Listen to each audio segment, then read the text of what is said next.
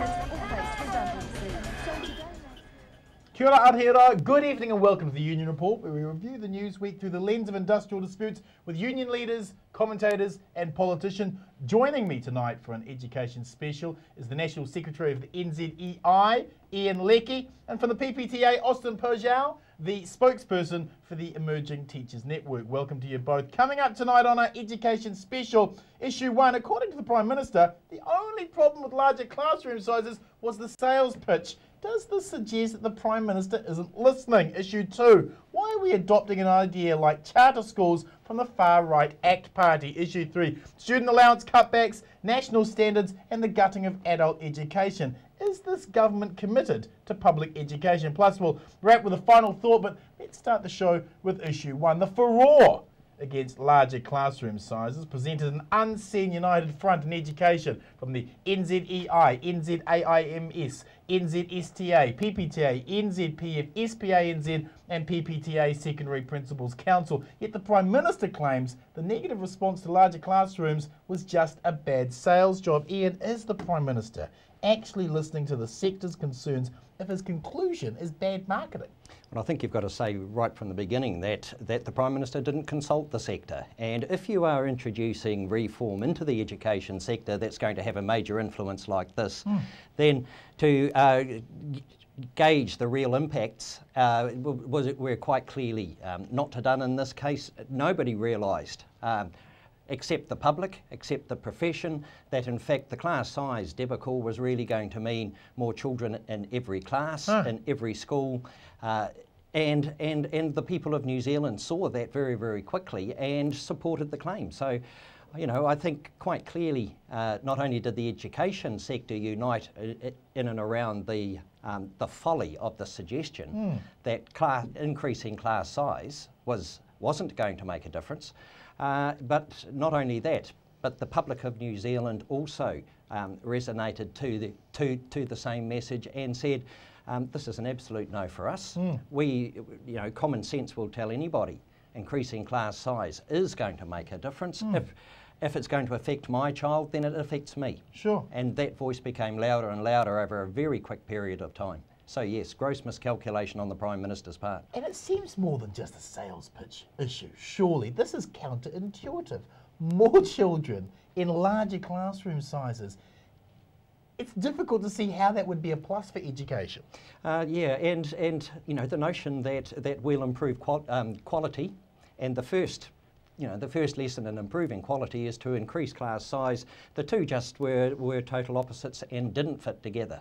So quite clearly the messaging didn't resonate, the common sense didn't resonate, but actually it wasn't just the class size announcement that did resonate with the people of New Zealand. It was also the removal of staffing in that manual training area, what we call the tech arts. It's probably a bit more sophisticated than when you and I went through metal woodwork and cooking and sewing. But certainly now tech arts are a specialised and an important part of intermediate schooling at that critical stage of adolescence. And the suggestion that actually schools could choose to do it or not was a second gross miscalculation in this process. So none out of two so far. Does it suggest a deeper malaise in education though? If the government of the day are not coming to the sector leaders and talking to you first about a radical departure from the norm, doesn't that suggest that they are just they've tuned the industry out? There's that, but you know, also by being elected, we've got a mandate to do whatever we think in education is probably the other folly that's there. You know, when you create policy and you create new initiatives, then actually you have to go to the sector to say, we need to now work with you on these new initiatives to make them work. They've got to be educationally sensible. And quite clearly, many of the initiatives underway now aren't educationally sensible. So they have to be driven through against, sector protest and against public protest. So, I think if a government is going to calculate carefully, then it will see that actually you need to work closely with the sector. This needs to be seen as making good educational sense. Austin, let's talk quality. a bad teacher can damage, you know, a Yes. student's future educational achievement. We get that. We want to reward those teachers who have a passion for the job, but won't a base reading of grades to determine that reward always end up seeing the schools from wealthier suburbs doing better? Well, there's several issues to look at here with performance pay. I mean, it sounds like a great idea. Yeah. It's common sense. It seems to be the kind of thing you'd want to do. You want the best teachers to be paid more. Problem is, how do you determine that? That's right. Now, this has been tried all over the world. Many countries have tried to find a system. Value added is one of the ways used. They think this sounds fair. Test the students when they come in, test them when they go out. Yep. The problem is, you can't say how much is being added by each teacher. I mean, if I'm teaching in social studies about graphing, so is maths. Right. Who gets responsibility for that increase in knowledge? We're supposed to be collaborating. Right. Okay, so you're taking away from the collaborative nature of the profession, for one, and you don't know how to assign that value. Now, as to the problem of wealthy schools versus poorer schools, well, let's look within a school even. If it's value added, I want the bottom class, because I can add a lot more value to students who are at the bottom and are starting with very little than I can to a class that's maybe the top rung. Right. If we're looking at just overall grades, well, I want the top class. It's not fair. Somebody is going to lose out under value added systems. Does it create the wrong incentives for teachers? I mean, if it Yes. is about, look, you get more pay for more A's, then the exact issues that you're bringing up, surely a teacher who, you know, wasn't as ethical would simply focus on those students Teach who are to the going test. That's right. And teach to the test. It's exactly what happens. That is why the OECD, which is by no means a left-wing group, you know, Certainly we're talking not. about Certainly a not. neoliberal agenda group, they have come out and said that they've looked at all the countries in the OECD, about half of them have performance pay. It does not add any value to their educational outcomes. They've said this. It shows no improved results. Right. It causes the collaborative nature to break down. Yep. You'd have to bring in a better moderation system, a much closer reading and watching of the teachers to make sure that they aren't cheating the students, because in the United States, that is exactly what has happened. Right. And then we're even talking about the danger of league tables for teachers and Yep. things like this. Yep. The Los Angeles Times actually went out and did profiles of teachers, published their names named and shamed, and it was a very drastic step and did not have good results. Ian, why on earth are Treasury suddenly directing education policy? Treasury have been wrong on economic growth of the country 4 years straight. They can't currently do the job we pay them for. Why should we listen to Treasury when it comes to education? I don't think we should listen to Treasury, because Treasury aren't educationalists, and in fact, you know, I think what we're witnessing from Treasury is a money agenda. How can we save money? And the selective use of research that would back up their money decisions. So should we listen? And in fact, we've said Treasury should stick to its knitting, which is, you know, quite clearly Getting forecasts wrong for our growth. That's what they do best. Absolutely, stick to the economy. But actually, where Treasury could be focusing its real effort is, in fact, the link between poverty and educational achievement. Sure. And in fact, the gap between rich and poor is widening in New Zealand. The gap between educational achievement is already very wide. Yeah. And in fact, you cannot narrow that without actually addressing poverty. Sure. And so, you know, if Treasury were to really want to influence educational outcomes, then they would be addressing the economic issues that face New Zealand first, and that would automatically then flow into the educational issues that would make a difference. Yeah. Were you surprised that Treasury was so front-footed on the spin job on this? I mean, you saw that article in The Listener, multi-pages handed over to them to put their case. They really very much led the agenda on this one, didn't they? Well, they certainly fronted it, and you know, and I think the accusations that are there that you know, Treasury are in fact overstepping their role is probably probably evidenced just by that. Yeah. Certainly, though, where and how you do make the differences you need to make in educational outcomes, then you need to think educationally, and you need to think about the wise investment of the education dollar, which is a very large budget. Yeah. So, if you know what does make a difference, actually, the biggest difference really is the background of the child, and if you are going to influence that, then straight away you're making the school's job easier. But certainly, NCDI in particular has got a very, very strong focus on engaging children in successful education, and making sure that their achievement is the best possible outcome that we can ever have. Austin, when John Key says it's 1 in 5 students the system is failing, he's using old data. Yes. It's actually 1 in 20. We're ranked 6th in the OECD for our public education. Is there an irony here that the government are trying to change a system that's the envy of the rest of the world? Yes, they are taking their information and their ideas from systems that are ranked well below New Zealand. Okay, the United States is one of the key places. We're looking significantly below New Zealand in rankings. We're looking at a number of different countries, Sweden and of course from Britain, all ranked below us. And as you said, I'm glad you pointed that out, that 1 in 5 number they're using is completely incorrect.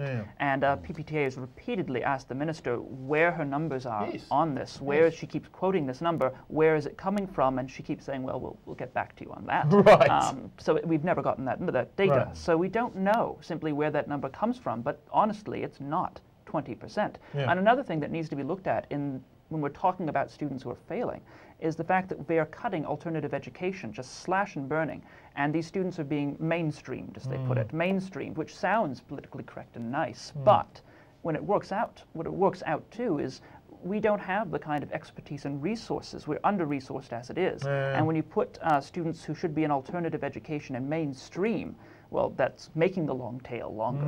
That's not the way to help them. We don't have enough teacher aid hours as it is, and yet alternative education continues to be gutted by the government. Very good point. Final question to both of you on this one. Professor John Hattie's point is that positive interaction with the child has more impact on educational achievement than class size, but to get that positive interaction requires smaller classroom sizes. Do you think Professor Hattie's comments on class size are being taken out of context by the government?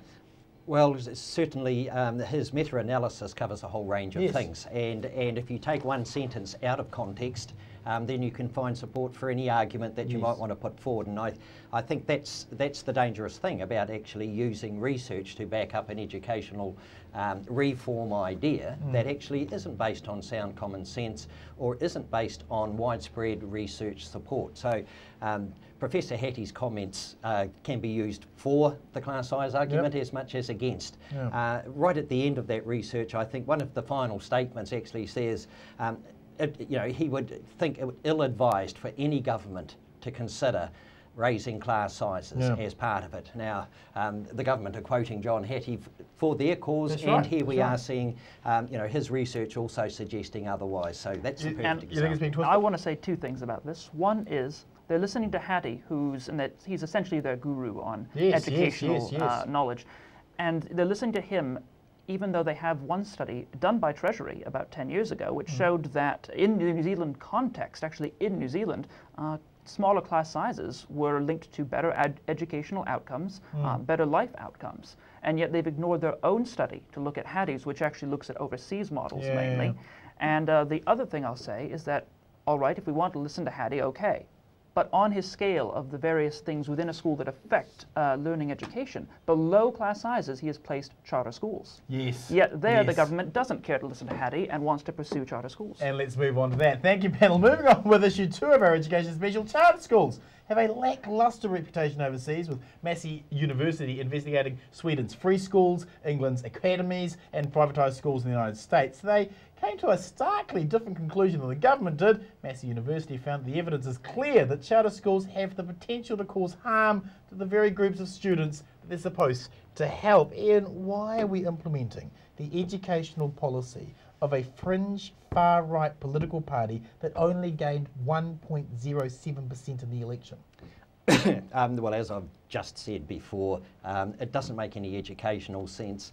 The Stanford University study in America showed that 17% of these schools did make a difference, but actually the other 83% were the same or significantly worse. So, than their state school counterparts. Why this agenda? Quite clearly the government wants to introduce more competition into schooling. But it's a false competition, isn't it? It's a false competition they're trying to introduce. Absolutely, but we always ask the question why. If the aim is actually to help children who don't engage in schooling well and who are from lower socioeconomic backgrounds, then quite clearly, if you want to influence that focus, then quality teaching, quality small classes, and a quality curriculum, not a narrow curriculum, Yep. is in fact the answer to doing that. The charter school philosophy, though, actually includes you can use any facility for your school, Yeah. any approved facility. That in fact you don't have to have the New Zealand curriculum as central to that. That you don't even have to have qualified teachers, and you can employ who you like in these schools. Already you see the opposing arguments presenting themselves to say, why would a government do this? What are charter schools going to do to improve New Zealand's educational performance? And the lessons from overseas would quite clearly say it's not an educational agenda, it's not a social agenda, it's another agenda, and it has no place in New Zealand, hence we are strongly opposing them. Austin, while public schools will all have to send in national standards results, charter schools won't have to. If measuring success is so important, why are charter schools given a free pass on this? Exactly. It's contradictory policies. It's really hypocrisy to do this. And I have to say, going back to what Ian just said about that 17%, only it's a Credo study that says only 17%, 15 states they studied, only 17% of charter schools did better. Most of them did worse. 37% in fact did worse. So that's more than 1 in 3 failed worse. And you would think they're allowed to choose their own students. Even if you have a lottery system, that means the parents have to enter their child in that lottery. That is a self-selection method. So even with a lottery, they choose them. They're allowed to send them out of a school much more easily, far easier to exclude children, and yet they still do worse. So why are we adopting a system such as that? And the idea of not having national standards for them, it's more than just that. They can have total control, possibly, over curriculum, over all sorts of issues that could damage children's education. And the question we need to ask is, if that's really better, then why are we not following that model with everybody? And why are we being selective? It just doesn't seem like it's fair. And I have to say that part of the real danger is 96% of our schools right now are public. 96% are public. They state that as a bad fact. They say that that's something horrible. Catherine Isaac, I heard her say that 96% is wrong. And I think that's just part of their ideology, that private school can always do better than public, and they just don't have the numbers to back it. Ian, isn't the worst part of charter schools the secrecy? The PPP's an education policy announced in April uses commercial sensitivity to shroud all financial details in secret. Aren't we, the public, underwriting private companies using taxpayer money for education without any insights in how the deals will be cut? Absolutely, and I think the one consistent overseas for every charter school is its lack of transparency. The lack of information in and around where and how they fund. But what is known is that their per pupil funding far exceeds their state school counterparts.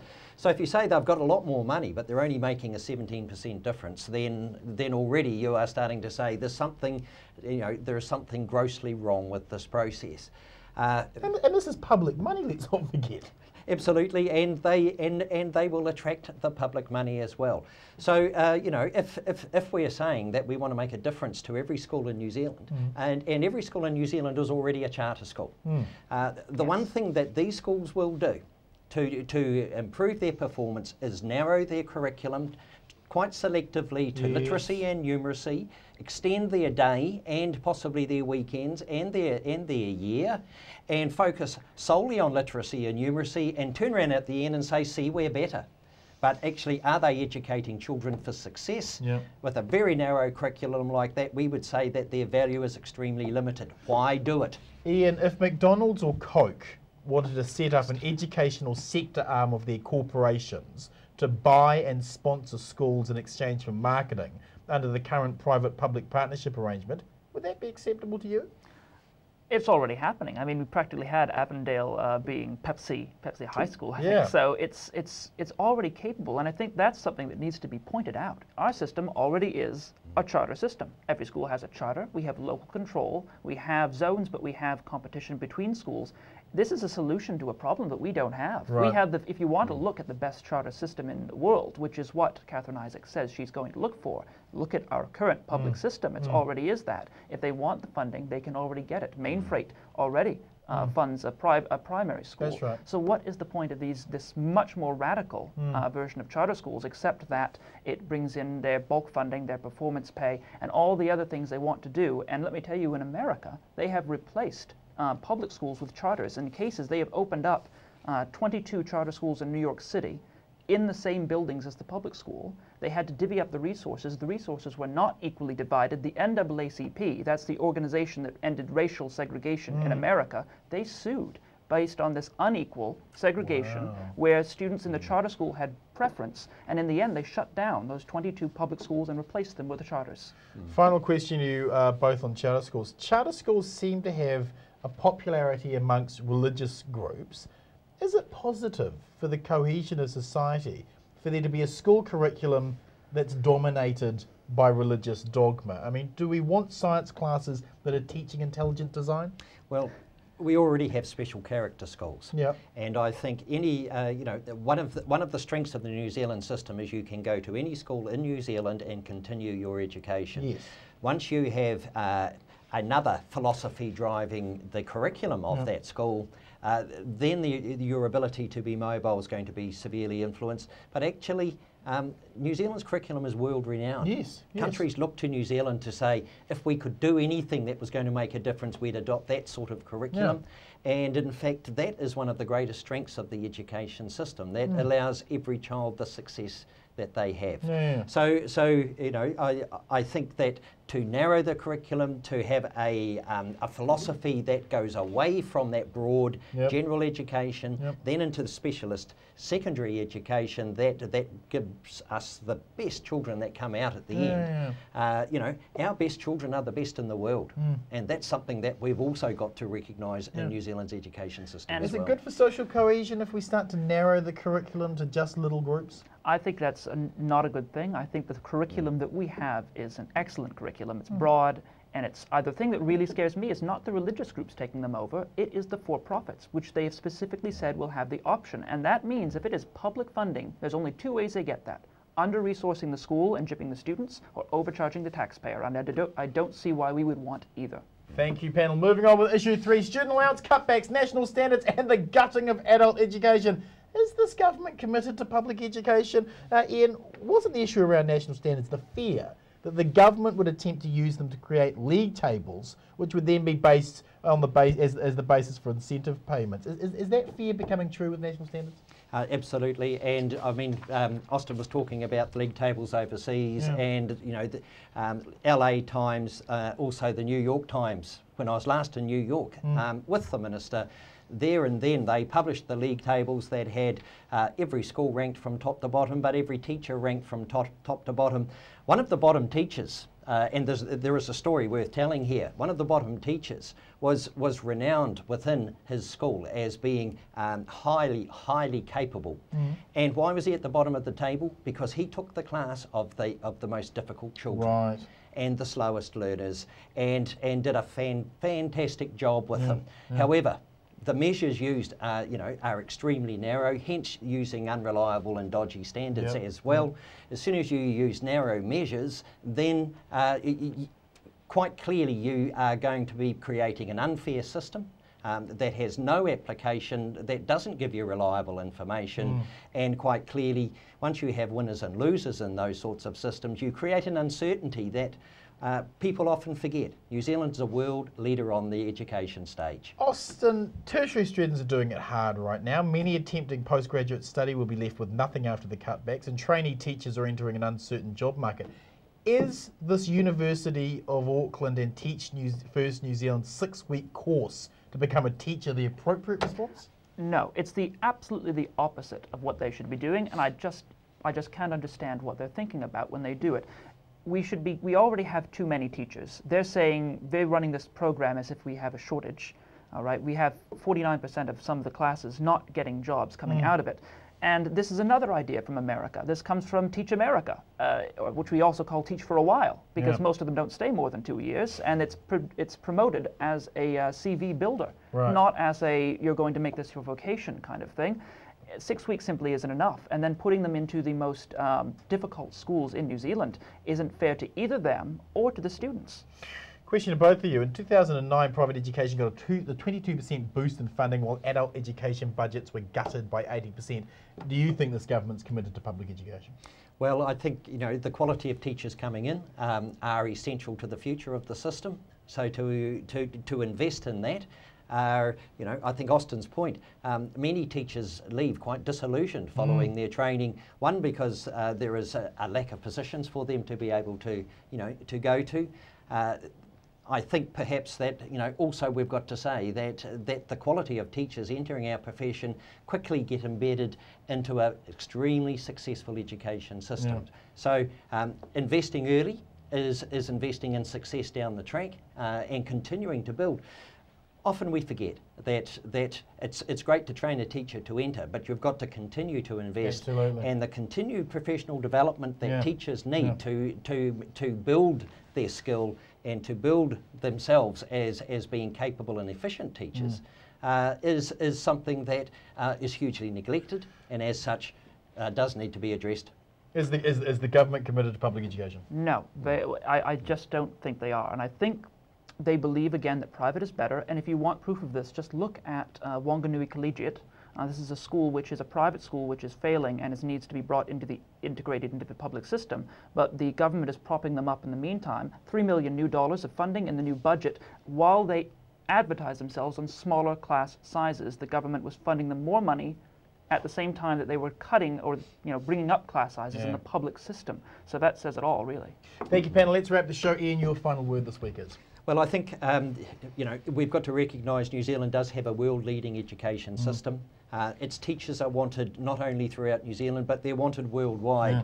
So we've got to look at sure, we're ambitious to improve. We think we can do better, and wise and selective investment is part of that. In amongst the process, though, we would always have to look at our current government to say, what's the rationale for doing it? I think the public of New Zealand need to ask that question very clearly. Why national standards? Why charter schools?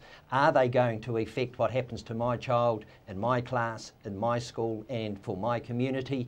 And I think if those questions continue to be asked, then quite clearly we'll see that many of these policies are in fact hollow, they're business driven, they're commercially driven, they're dollar driven, rather than where they should be, educationally driven. Austin, your final word this week? I would like to see more research-based improvements. I think we can all agree there's not much money in the budget. We can debate whether that's necessary or not, but given that that's the statement, we should spend the money where it is best used. And I think that a lot of the policies currently are ideology-driven, belief-driven, rather than research-driven. And I would like to see them look at models of countries which are ranked higher than us, such as Finland, rather than at countries ranked significantly below us, just because that seems to match their beliefs. And that's what I'd like to see the government doing. Thank you, Ian. Thank you, Austin. That's it for the show. Check out our Facebook site for ongoing union campaigns and actions, and follow me on my Citizen Bomber Twitter account for all the latest show updates. Thanks for watching Aotearoa. Join us again 8 p.m. next Monday for the Union Report here on Triangle TV, the home of original public broadcasting. Good night, New Zealand.